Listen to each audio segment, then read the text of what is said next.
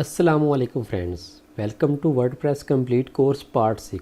आज की इस वीडियो में मैं आप लोगों को वर्डप्रेस डैशबोर्ड का कंप्लीट ओवरव्यू दूंगा कि इसमें कौन कौन से टूल्स हैं और उनसे क्या फंक्शंस परफॉर्म होते हैं। हम उन सभी टूल्स का एक शॉर्ट ओवरव्यू करेंगे। तो इस वीडियो में आप लोगों को मेरे साथ कोई भी इंस्ट्रक्शंस फॉलो करने की ज़रूरत नहीं पड़ेगी। जस्ट आप एक चाय का कप पकड़ें और इस वीडियो में जो इन्फॉर्मेशन है उसको बैठकर आराम से सुनें। तो सबसे पहले मैं आप लोगों को वर्डप्रेस लॉगिन करने से स्टार्ट करता हूँ। मैं यहाँ से एक दफ़ा लॉग आउट कर देता हूँ। तो वर्डप्रेस में लॉगिन करने के लिए बेसिकली दो तरीके होते हैं। सबसे पहले आप लोग अपनी वर्डप्रेस का एड्रेस एंटर करेंगे। अगर आप लोगों ने लोकली होस्ट किया है तो यहाँ पर जो भी आप लोगों की पोर्ट होगी उसको एंटर करें। उसके बाद स्लैश लगाएं wp-admin, ये लिख के एंटर प्रेस करेंगे तो आप लोगों के सामने ये लॉगिन स्क्रीन आ जाएगी। लॉगिन करने का एक दूसरा तरीका भी मैं आप लोगों को बता देता हूँ। तो वो जो तरीका है वो यहाँ पर खुद ब खुद ही रिप्रेजेंट भी हो जाता है। यहाँ से अगर मैं इतने पार्ट को डिलीट करता हूँ तो हमें लॉगिन करने के लिए जस्ट wp-login.php टाइप करना पड़ेगा। फॉर एग्जांपल पहले मैं वेबसाइट का यूआरएल एंटर करता हूँ, उसके बाद /wp-login.php टाइप करके एंटर प्रेस करूँगा तो भी हम इस लॉगिन पेज के ऊपर आ जाएंगे। लेकिन हम मोस्टली wp-admin को ही यूज़ करेंगे क्योंकि वो इससे थोड़ा सा शॉर्ट टेक्स्ट है। उसके बाद यहाँ पर अपना यूज़र नेम और नीचे पासवर्ड एंटर करें जो आप लोगों ने सेट किया था, और यहाँ से इसको रिमेंबर मी भी कर दें ताकि आप लोगों को बार बार इसमें लॉगिन करने के लिए यूज़र नेम और पासवर्ड एंटर ना करना पड़े। और आप लोगों के सामने ये वर्डप्रेस की होम स्क्रीन इस तरह से ओपन हो जाएगी। अगर आप लोग डैशबोर्ड के ऊपर भी क्लिक करते हैं तो आप लोग बेसिकली ये होम स्क्रीन के ऊपर ही रेफर होंगे। आप लोग देख भी सकते हैं कि ये ज़्यादा हाईलाइटेड टेक्स्ट है, तो हम लोग इस टाइम होम स्क्रीन के ऊपर हैं। अब यहाँ पर आप लोगों को कुछ इस तरह से वेलकम मैसेज वगैरह शो होंगे। आप लोग इसको यहाँ से डिसमिस करना चाहें तो कर सकते हैं। उसके बाद यहाँ पर आप लोगों के सामने कुछ टूल्स और इन्फॉर्मेशन शो होंगी। यहाँ से आप लोग साइट हेल्थ चेक कर सकते हैं। अगर आप लोग क्विकली कोई पोस्ट ड्राफ्ट में सेव करना चाहते हैं वो कर सकते हैं। यहाँ पर वर्डप्रेस से रिलेटेड इवेंट्स और न्यूज़ वगैरह को देख सकते हैं। आप लोग अपनी पेजेस, पोस्ट और कमेंट्स नंबरिंग यहाँ पर देख सकते हैं। उसके अलावा कोई पोस्ट करते हैं उसके ऊपर जो रिसेंट एक्टिविटी होगी वो यहाँ पर शो होगी। इनकी अगर आप लोग सेटिंग वगैरह को चेंज करना चाहते हैं तो वो कर सकते हैं। इस एरो के ऊपर अगर आप लोग क्लिक करेंगे तो ये हाइड और अनहाइड होगा। अगर आप लोग ये डाउन एरो के ऊपर क्लिक करते हैं तो आप लोगों का ये वाला बॉक्स नीचे चला जाएगा। अगर आप लोग इसको और नीचे लाना चाहते हैं तो अगेन इसके ऊपर क्लिक करें तो वो और नीचे आ जाएगा। इसी तरह से अप एरो से आप लोग इसको टॉप के ऊपर ला सकते हैं।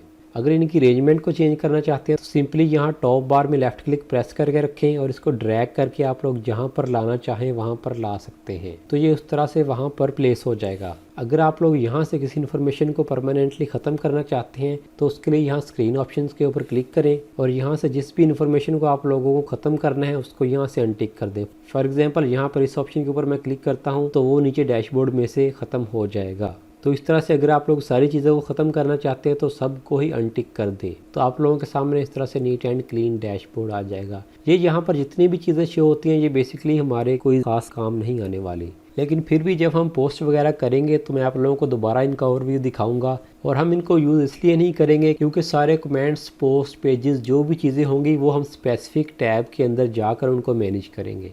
तो आप लोग यहाँ से चीज़ें हाइड करना चाहें तो आप लोगों की मर्ज़ी है, लेकिन फ़िलहाल अगर आप लोग होम स्क्रीन के ऊपर ये चीज़ें रखना चाहते हैं तो रख लें, उससे कोई भी फ़र्क नहीं पड़ेगा। उसके बाद होम के नीचे आप लोगों को अपडेट्स का ऑप्शन मिलता है। अगर इसके ऊपर मैं क्लिक करता हूँ तो आप लोग वर्डप्रेस अपडेट्स वाले सेक्शन में आ जाएंगे। यहाँ पर आप लोग अपने वर्डप्रेस का वर्जन देख सकते हैं। अगर वर्डप्रेस की कोई अपडेट आई होगी वो भी यहाँ पर शो हो जाएगी, वहाँ से आप उसको अपडेट करेंगे। स्क्रॉल डाउन करता हूँ नीचे, यहाँ पर आप लोगों को अपने प्लगइन्स और थीम्स की अपडेट्स देखने को मिल जाएंगी। यहाँ पर आप लोग देख भी सकते हैं कि हमारे पास इस प्लगइन की अपडेट आई हुई है, इसी वजह से ये यहाँ पर शो हो रहा है। अगर किसी थीम की अपडेट आएगी तो वो नीचे थीम वाले सेक्शन में शो होगी। तो ये जब आप लोग नई थीम्स और प्लगइन्स को इंस्टॉल करेंगे तो ये वाला सेक्शन आप लोगों के काम आएगा। उसके बाद नीचे पोस्ट वाला सेक्शन आ जाता है। अगर मैं इसके ऊपर क्लिक करता हूँ यहाँ पर आप लोगों को ऐड न्यू का ऑप्शन देखने को मिलेगा। अगर आप लोग इसके ऊपर क्लिक करते हैं तो आप लोगों के सामने इस तरह से ब्लॉक एडिटर ओपन हो जाएगा और यहाँ से आप लोग टाइटल, डिस्क्रिप्शन और बहुत सारी इन्फॉर्मेशन देकर अपनी पोस्ट पब्लिश करेंगे। लेकिन फ़िलहाल इसको यहाँ से मैं लीव कर देता हूँ क्योंकि ये हम एक स्पेसिफिक वीडियो में देखेंगे कि किस तरह से प्रॉपरली एसईओ फ्रेंडली पोस्ट हम लोग कर सकते हैं और इसमें क्या क्या फीचर्स हमें देखने को मिलेंगे। जब आप वर्डप्रेस को इंस्टॉल करते हैं तो यहाँ पर आप लोगों को एक डिफ़ॉल्ट पोस्ट पहले से पब्लिश मिलती है। अगर मैं यहाँ से अपनी वेबसाइट को विज़िट करते हैं तो आप लोग देख सकते हैं कि ये हेलो वर्ल्ड की पोस्ट पहले से ही इस वेबसाइट के ऊपर अवेलेबल है। यहाँ पर जो भी पोस्ट होगी उसके आगे उसकी डिटेल भी लिखी होगी। फॉर एग्जांपल किस ऑथर ने उसको पब्लिश किया है, कौन सी कैटेगरी में उसको ऐड किया है, कौन से टैग्स यूज़ हुए हैं, कब उस पोस्ट को पब्लिश किया गया है और उसके ऊपर कितने कमेंट्स आए हैं, वो सारी डिटेल्स आप लोग यहाँ पर देख सकते हैं। यहाँ से व्यू वाले बटन के ऊपर अगर आप लोग क्लिक करते हैं तो यहाँ से भी आप लोग उस पोस्ट को देख सकते हैं। और अगर आप लोग इसको डिलीट करना चाहते हैं तो यहाँ पर ट्रैश का ऑप्शन होगा, इसके ऊपर क्लिक करेंगे तो ये पोस्ट यहाँ से डिलीट होकर ट्रैश वाले सेक्शन में आ जाएगी। ये ट्रैश बिल्कुल उसी तरह से है जिस तरह से आप लोगों के पीसी में रिसाइकल बिन होता है। अगर आप लोग अपने कंप्यूटर से कोई फाइल डिलीट भी कर देते हैं तो वो पहले रिसाइकल बिन में जाती है, वहाँ से आप लोग उसको रिकवर भी कर सकते हैं या परमानेंटली डिलीट भी कर सकते हैं। तो अगर आप लोग ट्रैश में आएंगे यहाँ से आप लोग इस पोस्ट को रिस्टोर भी कर सकते हैं, और अगर यहाँ से इसको डिलीट करेंगे तो ये पोस्ट परमानेंटली डिलीट हो जाएगी, फिर आप इसको रिकवर नहीं कर सकेंगे। तो फिलहाल मैं इसको रिस्टोर कर देता हूँ तो ये वापस ऑल पोस्ट वाले सेक्शन में आ जाएगी। उसके अलावा यहाँ से आप लोग पोस्ट को क्विक एडिट कर सकते हैं। क्विक एडिट में बेसिकली ये होता है कि उसकी थोड़ी सी इन्फॉर्मेशन ही शो होती है, और अगर आप लोग एडिट के ऊपर क्लिक करेंगे तो आप लोगों को उस पोस्ट से रिलेटेड सारी इन्फॉर्मेशन शो होगी। फॉर एग्जांपल आप लोग वहाँ पर उसके tags, feature, image, categories, permalinks हर चीज़ सेट कर सकते हैं। एक चीज़ मैं आप लोगों को क्लियर कर दूं कि ये सिर्फ वर्डप्रेस डैशबोर्ड का ओवरव्यू है, इसलिए मैं आप लोगों को आगे डीप चीज़ों का नहीं बताऊंगा कि किस तरह से पोस्ट करनी है, उसकी एसईओ किस तरह से करनी है, ये परमालिंक्स और फीचर्ड इमेजेस ये सारी क्या चीज़ें होती हैं, क्योंकि पोस्ट के ऊपर मैंने एक और स्पेसिफिक वीडियो भी बनाई हुई है। वो सारी चीज़ें मैं आप लोगों को उस वीडियो के अंदर क्लियर करूँगा। उसके अलावा पोस्ट सेक्शन में आप लोगों को ऐड न्यू का ऑप्शन मिलेगा, जहां से आप लोग नई पोस्ट लगा सकते हैं। नीचे कैटेगरीज का ऑप्शन होगा, जहां से आप लोग कैटेगरीज को डिफाइन करेंगे। कैटेगरी का बेसिकली काम ये होता है कि फ़र्ज़ करें आप लोगों की एक मोबाइल गेम्स डाउनलोडिंग की वेबसाइट है। मैं यहाँ पर आप लोगों को एग्जाम्पल भी दिखा देता हूँ। अब इस वेबसाइट के अंदर आप लोग कैटेगरीज को डिफाइन कर सकते हैं, जिस तरह से एक्शन गेम्स, रेसिंग गेम और इसके अलावा भी गेम्स में बहुत ज़्यादा कैटेगरीज होती हैं। तो अगर कोई बंदा किसी एक कैटेगरी के ऊपर क्लिक करता है तो उसको उस कैटेगरी के अंदर वो सारी पोस्ट शो हो जाएंगी। तो उन कैटेगरीज को आप लोग यहाँ से डिफाइन करेंगे। यहाँ से सिंपली आप लोग कैटेगरी का नेम लिखेंगे और ऐड न्यू कैटेगरी के ऊपर क्लिक करेंगे तो वो यहाँ पर इस तरह से ऐड हो जाएगी। और ये अनकैटेगराइज्ड के नाम से एक पहले से ही कैटेगरी यहाँ पर बनी होती है। आप लोग इसको डिलीट नहीं कर सकते, हाँ इसको एडिट करके इसका नेम ज़रूर चेंज कर सकते हैं। वो जब हम वेबसाइट बनाएंगे तो उसके मुताबिक हम इसको अपडेट कर लेंगे। अगर आप लोगों ने ऊपर कोई कैटेगरी ऐड की है तो उसको आप लोग यहाँ से डिलीट कर सकते हैं। कैटेगरी के नीचे टैग्स का ऑप्शन होता है। टैग्स बेसिकली किसी भी पोस्ट को स्पेसिफिकली डिफाइन करने के लिए यूज़ होते हैं। फॉर एग्जांपल मैं एक पोस्ट करता हूँ टॉप 10 फीचर्स इन आईफोन। अब उस पोस्ट के अंदर मैं क्या टैग्स यूज़ कर सकता हूँ, आईफोन के नाम से टैग यूज़ कर सकता हूँ या मोबाइल फीचर्स के नाम से टैग यूज़ कर सकता हूँ। तो फ़र्ज़ करें अगर कोई बंदा आईफोन के ऊपर क्लिक करता है तो मेरी वेबसाइट के ऊपर आईफोन से रिलेटेड जितनी दूसरी पोस्ट होंगी वो भी उसको शो हो जाएंगी।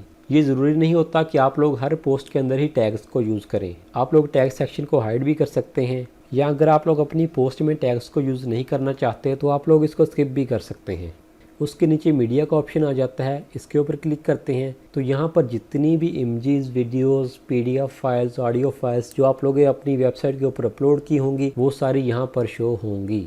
फॉर एग्जांपल मैं यहाँ ऐड न्यू के ऊपर क्लिक करता हूँ और यहाँ पर मैं अपनी फ़ाइल को ऐड भी कर सकता हूँ या सिंपली उस फाइल को यहाँ पर ड्रैग एंड ड्रॉप भी कर सकता हूँ, तो वो इमेज यहाँ पर इस तरह से ऐड हो जाएगी। अब अगर मैं लाइब्रेरी वाले सेक्शन में जाता हूँ तो आप लोग देख सकते हैं कि वो हमारी इमेज यहाँ पर शो हो रही है। तो इस तरह से आप लोग जितनी भी इमेजेस, वीडियोस वगैरह ऐड करते जाएंगे वो सारी यहाँ पर आगे शो होती जाएंगी। और अगर आप लोग किसी चीज़ को डिलीट करना चाहते हैं तो सिंपली इसके ऊपर क्लिक करेंगे और डिलीट परमानेंटली के ऊपर क्लिक करके यहाँ से इसको ओके कर देंगे तो वो फाइल परमानेंटली डिलीट हो जाएगी। तो इस तरह से आप लोग ऐड न्यू वाले ऑप्शन के ऊपर जाकर नई फाइल्स यहाँ पर अपलोड कर सकते हैं। उसके बाद नीचे पेजेस वाला सेक्शन आ जाता है। अगर मैं इसके ऊपर क्लिक करता हूँ तो यहाँ से आप लोग अपनी वेबसाइट के अंदर पेजेस को ऐड करेंगे। यहाँ पर पहले से भी आप लोगों को 1-2 डिफ़ॉल्ट पेजेस देखने को मिल जाएंगे। हर वेबसाइट के अंदर कोई ना कोई पेज ज़रूर होता है, जिस तरह से प्राइवेसी पॉलिसी का पेज हो गया, अबाउट अस, कॉन्टैक्ट अस। तो ये कुछ बेसिक पेजेस के नेम हैं जो मैंने आप लोगों को बताए हैं। इसके अलावा भी पेजेस की और बहुत ज़्यादा टाइप्स होती हैं। फॉर एग्जांपल अगेन अगर मैं उसी वेबसाइट को ओपन करता हूं तो यहाँ पर आप लोग देख सकते हैं कि इस वेबसाइट में ऐप्स और गेम्स के नाम से 2 पेजेस बनाए गए हैं। अगर मैं यहाँ से किसी के ऊपर क्लिक करता हूँ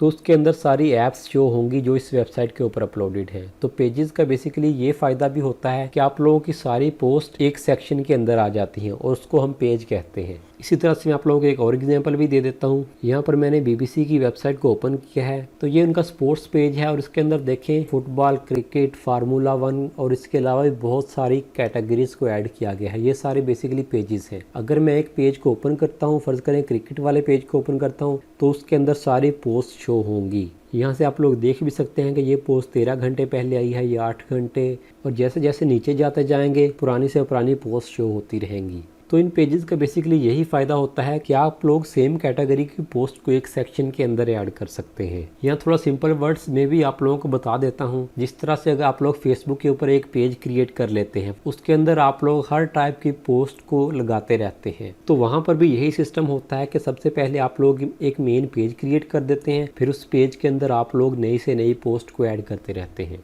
लेकिन खैर फेसबुक के ऊपर तो आप लोग एक ही पेज बना सकते हैं, लेकिन वेबसाइट के अंदर आप लोग जितने पेजेस चाहें वो बना सकते हैं। ज़रूरी नहीं है कि सारे पेजेस टॉप के ऊपर ही शो हों, आप लोग उनको नीचे फुटर में भी ऐड कर सकते हैं। फ़र्ज़ करें अगर इस वेबसाइट के एंड पर जाता हूं तो यहाँ पर भी देखें about page, privacy policy page और भी बहुत सारे पेजेस यहाँ पर दिए गए हैं। तो आप लोग पेजेस को यहाँ टॉप पर, जिसको हेडर कहते हैं, यहाँ पर भी ऐड कर सकते हैं, या बॉटम में, जिसको वेबसाइट में फुटर बोलते हैं, यहाँ पर भी ऐड कर सकते हैं।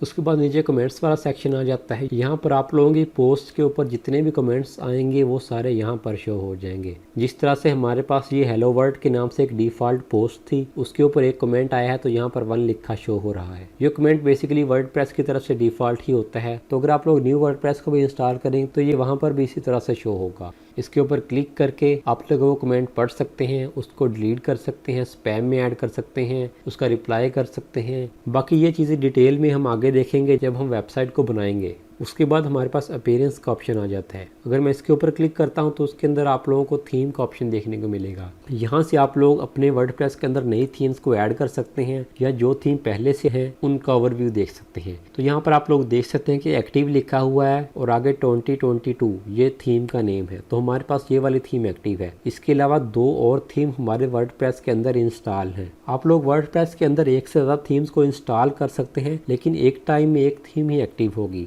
जाहिर सी बात है कि आप लोगों की वेबसाइट के फ्रंट पर आप लोग एक ही थीम को शो करवा सकते हैं। अगर आप लोग किसी दूसरी थीम को एक्टिव करना चाहते हैं, फ़र्ज़ करें मैं यहाँ इसके ऊपर एक्टिवेट बटन के ऊपर क्लिक करता हूँ, तो हमारी ये 2020 थीम एक्टिव हो जाएगी, और जो हमारी पहले थीम एक्टिव थी 2022 के नाम से वो यहाँ पर आ चुकी है और उसके आगे एक्टिवेट का बटन आ गया है। तो अगर मैं यहाँ से जाकर एक दफ़ा वेबसाइट को रिफ्रेश करता हूँ तो आप लोग देख सकते हैं कि हमारी वेबसाइट का सारा थीम चेंज हो चुका है। तो वो बेसिकली हम लोगों ने नई थीम अप्लाई की है। तो फिलहाल मैं उसी थीम को दोबारा एक्टिव कर देता हूँ। इसके अलावा अगर आप लोग नई थीम्स को ऐड करना चाहते हैं तो यहाँ टॉप पर आप लोगों को ऐड न्यू का ऑप्शन देखने को मिलेगा। इसके ऊपर क्लिक करें। अब अगर आप लोगों ने किसी थीम को डाउनलोड किया हुआ है तो यहाँ से अपलोड फाइल के ऊपर क्लिक करेंगे और यहाँ से अपनी फाइल को अपलोड करेंगे। अगर आप लोगों के पास थीम डाउनलोडेड नहीं है तो यहाँ पर भी आप लोगों को लाखों थीम्स देखने को मिल जाएंगी। आप लोग यहाँ से भी थीम्स को इंस्टॉल कर सकते हैं। कोई भी थीम अगर आप लोगों को पसंद आती है तो आप लोग उस थीम के ऊपर माउस कर्सर को लेकर जाएंगे तो आप लोगों को इस तरह से इंस्टॉल का ऑप्शन देखने को मिलेगा। उस ऑप्शन के ऊपर क्लिक करेंगे तो उसकी इंस्टॉलेशन स्टार्ट हो जाएगी, और कुछ ही सेकंड्स के बाद जब वो थीम इंस्टॉल होगी तो इसी जगह पर आप लोगों के सामने एक्टिवेट का बटन शो होगा। तो ये हमारी थीम इंस्टॉल हो चुकी है। उसके बाद यहाँ एक्टिवेट वाले बटन के ऊपर क्लिक करेंगे तो ये हमारी थीम एक्टिवेट हो जाएगी। अगेन मैं जाकर इस वेबसाइट को रिफ्रेश करता हूँ तो आप लोग देख सकते हैं कि वेबसाइट का इंटरफेस अगेन टोटली चेंज हो चुका है। और अगर मैं यहाँ से बैक जाता हूँ और इस पेज को रिफ्रेश करता हूँ तो यहाँ पर आप लोग देख सकते हैं हमारे पास एक नई थीम ऐड हो चुकी है, और पहले हमारे पास ये वाली थीम एक्टिव थी। तो फिलहाल मैं उसी को एक्टिव कर देता हूँ, क्योंकि ये सारी चीज़ें आगे हम कोर्स में डिटेल से देखेंगे कि कौन सी थीम्स को आप लोगों को यूज़ करना चाहिए, उसके क्या फ़ायदे और नुकसान हो सकते हैं, किस तरह से थीम को कस्टमाइज़ करेंगे, किस तरह से थीम को डिलीट करेंगे, और इसके अलावा थीम से रिलेटेड जो भी इन्फॉर्मेशन होगी। एक और चीज़ मैं आप लोगों को बताता हूँ, अगर मैं ऐड न्यू वाले ऑप्शन के ऊपर जाता हूँ तो यहाँ पर आप लोग थीम्स को सर्च भी कर सकते हैं। फॉर एग्जांपल अगर मैं यहाँ पर एक्स्ट्रा सर्च करता हूँ, ये वो थीम है जो हम लोगों ने अभी ऐड की थी, तो वो अगेन यहाँ पर शो हो जाएगी। थीम्स के नीचे आप लोगों को प्लगइन्स का सेक्शन देखने को मिलेगा। इसके ऊपर मैं क्लिक करता हूँ तो आप लोगों के पास जो इंस्टॉल्ड प्लगइन्स होंगे वो शो हो जाएंगे। ये 2 प्लगइन्स जब आप वर्डप्रेस को इंस्टॉल करते हैं तो उसके अंदर डिफ़ॉल्ट इंस्टॉल हो जाते हैं। अगर आप लोग इनको डिलीट करना चाहें तो यहाँ पर डिलीट का ऑप्शन होगा। इसके ऊपर क्लिक करके यहाँ से ओके करेंगे तो वो प्लगइन डिलीट हो जाएगा। तो पहले मैं आप लोगों को बताता हूँ कि प्लगइन्स होते क्या हैं। तो प्लगइन्स की एग्जांपल आप लोग बिल्कुल मोबाइल ऐप्स की तरह ही ले सकते हैं। फर्ज करें आप लोग एक न्यू मोबाइल लेते हैं, उसके अंदर आप लोगों को कुछ बेसिक फीचर्स ही देखने को मिलते हैं। आप लोग उससे कॉल या मैसेज कर सकते हैं, लेकिन अगर आप लोग उस मोबाइल में हाई लेवल की वीडियो एडिटिंग करना चाहते हैं या इमेज एडिट करना चाहते हैं तो उसके लिए आप लोगों को सॉफ्टवेयर्स को इंस्टॉल करना पड़ता है। या अगर आप लोग किसी के साथ वीडियो कॉल या इमेजेस वगैरह को शेयर करना चाहते हैं तो आप लोगों को व्हाट्सएप को इंस्टॉल करना पड़ता है। बिल्कुल उसी तरह से प्लगइन्स भी ऐप्स की तरह ही होते हैं। अगर आप लोगों को अपनी वेबसाइट के अंदर कुछ एक्स्ट्रा फंक्शनैलिटी को ऐड करना है तो उसके लिए हम प्लगइन्स को ऐड करेंगे। बेसिक फंक्शंस हम लोग प्लगइन्स के बगैर भी परफॉर्म कर सकते हैं। ये बिल्कुल उसी तरह से है कि आप लोगों के मोबाइल में एक बेसिक सा वीडियो एडिटर होता ही है, लेकिन अगर आप लोगों को नेक्स्ट लेवल एडिटिंग करनी है तो आप लोगों को नए सॉफ्टवेयर को इंस्टॉल ही करना पड़ता है। तो प्लगइन्स भी बिल्कुल उसी तरह से काम करते हैं। प्लगइन्स को इंस्टॉल करने के लिए यहाँ ऐड न्यू वाले ऑप्शन के ऊपर क्लिक करेंगे तो यहाँ पर आप लोगों को प्लगइन्स की ना ख़त्म होने वाली एक लिस्ट शो हो जाएगी। ये बिल्कुल मोबाइल के प्ले स्टोर की तरह ही होता है। कोई भी प्लगइन आप लोग अगर ऐड करना चाहें तो इंस्टॉल नाउ वाले ऑप्शन के ऊपर क्लिक करेंगे तो जिस तरह से प्ले स्टोर से पहले ऐप डाउनलोड होती है उसके बाद इंस्टॉल होती है, तो यहाँ पर भी उसी तरह से इंस्टॉल के बाद आप लोगों को उसको एक्टिवेट करना पड़ेगा।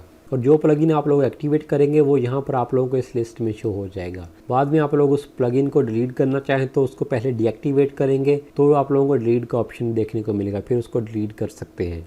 तो ये बेसिकली प्लगइन्स का सेक्शन होता है। उसके बाद यूज़र्स वाला सेक्शन आ जाता है, जहाँ से आप लोग अपनी वेबसाइट के अंदर न्यू यूज़र को ऐड कर सकते हैं या जो ऑलरेडी यूज़र्स ऐड हैं उनको एडिट कर सकते हैं। अब यहाँ पर जब हम लोगों ने वर्डप्रेस को इंस्टॉल किया था तो वहाँ पर ये मेल यूज़ की थी और ये नेम यूज़ किया था। तो अगर मैं इसको एडिट करना चाहूँ तो यहाँ पर एडिट का ऑप्शन है, इसके ऊपर क्लिक करूँगा तो यहाँ पर मुझे कुछ ऑप्शंस देखने को मिलेंगे। फॉर एग्जांपल अगर मैं कलर स्कीम चेंज करना चाहूँ तो यहाँ से मैं किसी कलर के ऊपर क्लिक करता हूँ तो आप लोग देख सकते हैं कि हमारे वर्डप्रेस का कलर किस तरह से चेंज हो रहा है। तो अगर आप लोग एक तरह का ही ब्लैक कलर देख कर बोर हो जाएं तो आप लोग बाद में यहाँ से आकर उसको चेंज भी कर सकते हैं, लेकिन मैं फ़िलहाल उसको डिफ़ॉल्ट ही कर देता हूँ। उसके अलावा नीचे कुछ और ऑप्शंस भी होते हैं, तो यहाँ से आप लोग अपना निक नेम सेट कर सकते हैं जो आप लोगों को यहाँ पर इस तरह से शो होगा। फॉर एग्जांपल मैं यहाँ से कोई नेम ऐड करता हूँ, स्क्रॉल डाउन करूँगा, यहाँ से अपडेट प्रोफाइल करूँगा।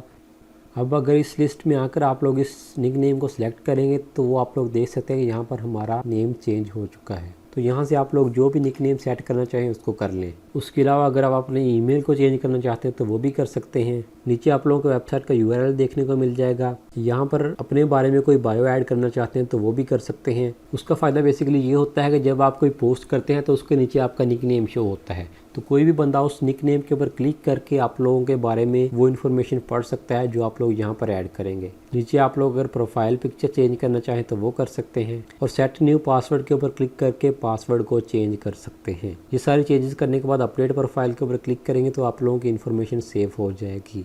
लेकिन अगेन अगर मैं यूज़र वाले सेक्शन में आता हूँ तो यहाँ पर आप लोगों को ऐड न्यू का ऑप्शन भी देखने को मिलेगा। इसके ऊपर क्लिक करके आप लोग यहाँ पर यूज़र नेम, ईमेल और पासवर्ड एंटर करेंगे तो आप लोगों की वेबसाइट में एक नया यूज़र ऐड हो जाएगा और यहाँ से आप लोग उस यूज़र को रोल भी असाइन कर सकते हैं कि आप लोग उसको एडमिन, एडिटर या सब्सक्राइबर कौन सा रोल असाइन करना चाहते हैं। ये इन तमाम रोल्स के क्या क्या फंक्शंस हैं उसके ऊपर मैं एक स्पेसिफिक वीडियो बनाकर आप लोगों को बताऊंगा, क्योंकि ये सारी इंपॉर्टेंट इन्फॉर्मेशन है और आप लोगों के काम आएगी। तो यहाँ पर ये सारी इन्फॉर्मेशन ऐड करने के बाद ऐड न्यू यूज़र के ऊपर क्लिक करेंगे तो आप लोगों का एक नया यूज़र ऐड हो जाएगा। आप लोग देख सकते हैं कि यहाँ पर हमारे पास एक और यूज़र आ चुका है। अब इसका बेसिकली फ़ायदा क्या होता है।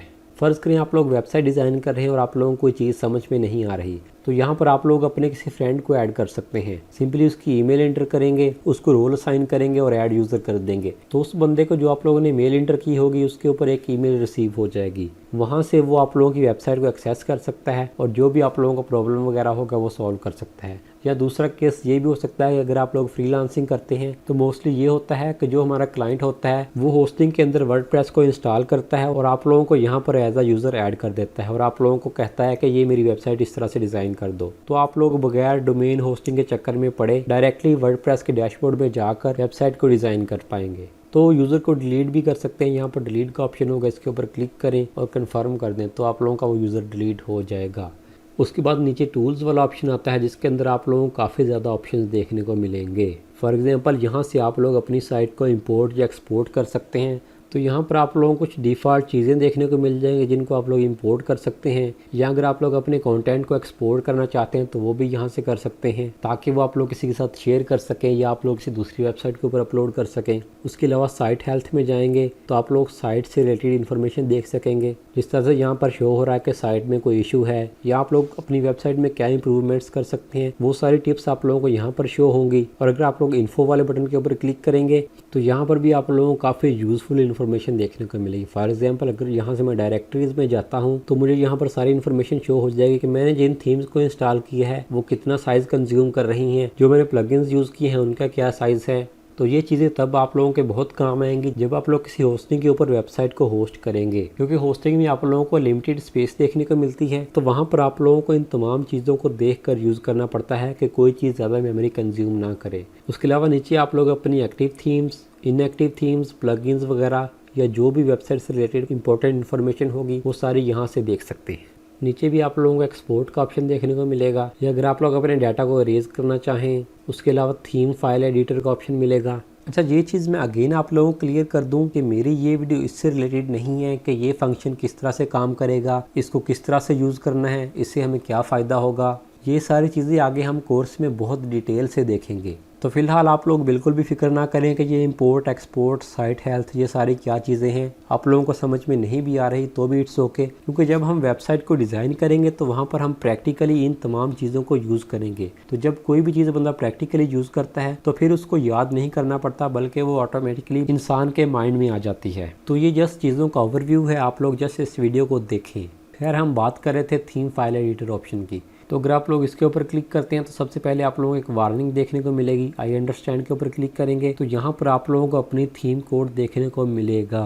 तो इस कोड से हम थीम में किस तरह से चेंजेस कर सकते हैं वो भी आगे हम इस कोर्स में देखेंगे। इसी तरह से प्लगइन्स फाइल एडिटर का ऑप्शन है, तो इस ऑप्शन से आप लोगों ने जो प्लगइन्स ऐड किए होंगे उनके कोड में चेंजेस वगैरह करना चाहें तो वो भी कर सकते हैं। एक चीज़ मैं क्लियर कर दूं कि अगर आप लोग बिगनर हैं तो इसके साथ छेड़छाड़ ना करें, क्योंकि यहाँ से अगर आप लोग कोई भी चीज़, इवन एक कोई ब्रैकेट को भी रिमूव करेंगे तो आप लोगों को अपनी वेबसाइट में एरर देखने को मिल जाएगा। वो स्टार्टिंग में आप लोग जो एक वार्निंग आती है उस वार्निंग में यही चीज़ लिखी होती है। तो जब तक ये चीज़ें मैं आप लोगों को ना सिखाऊँ आप लोग इसके साथ छेड़छाड़ ना कीजिएगा। टूल्स के नीचे आप लोगों को सेटिंग्स का ऑप्शन देखने को मिलता है। सबसे पहले आप लोगों के पास जनरल सेटिंग का ऑप्शन होता है, जहाँ से आप लोग अपनी साइट टाइटल, साइट टैगलाइन, उसके अलावा नीचे काफ़ी ज़्यादा इन्फॉर्मेशन होगी। आप लोग अपनी लैंग्वेज को सिलेक्ट कर सकते हैं, टाइम जोन सिलेक्ट कर सकते हैं, किस तरह से टाइम डेट शो हो, वो सारी चीज़ें सिलेक्ट करके यहाँ से इसको सेव कर सकते हैं। लेकिन फ़िलहाल इनको चेंज करने की ज़रूरत नहीं है। आगे राइटिंग और रीडिंग वाला ऑप्शन आ जाता है, जहाँ से आप लोग अपने होम पेज की सेटिंग वगैरह कर सकते हैं। आप लोग कितनी पोस्ट को शो करवाना चाहते हैं मेन पेज पर वो यहाँ से सिलेक्ट कर सकते हैं। उसके अलावा ये सर्च इंजन वाला ऑप्शन मैंने आप लोगों को पहले भी इसके बारे में बताया था कि आप लोग अपनी वेबसाइट को इंडेक्स करना चाहते हैं या नहीं, वो भी यहाँ से अगेन चेंज करना चाहें तो कर सकते हैं।